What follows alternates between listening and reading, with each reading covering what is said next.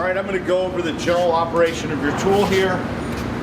You've got your up down, you've got a common button that you need for the grip release, you've got your center of gravity shift forward and back, and then you've got your clockwise, counterclockwise.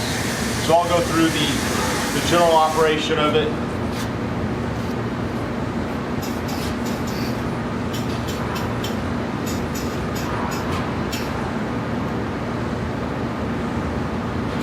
Down onto the part.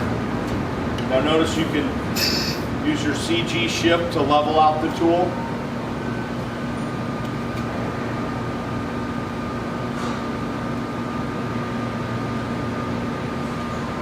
One good thing about using the Easy Arm,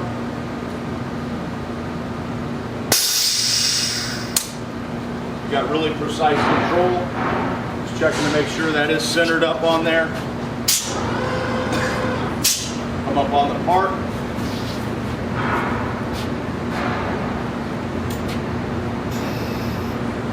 Rotate. So that's the vertical. So then you can use your center of gravity shift to pitch it to the vertical or to pitch it forward. One other cool feature you have with this, with the Easy Arm, it's called float mode.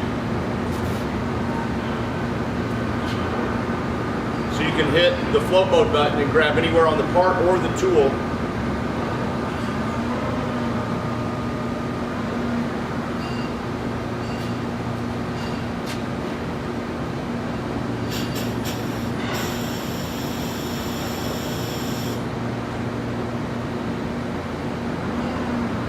You have a floating handle on this. So that allows you to go to all the way to the floor, as well over your head without moving your hands, keeping them in a good ergonomic position. You also have a gripper safety circuit. So this is weight activated. In addition to the common button, if I hit the common and the release, I cannot drop the part. The weight has to be off the tool. And that's the general operation of that tool. Thank you.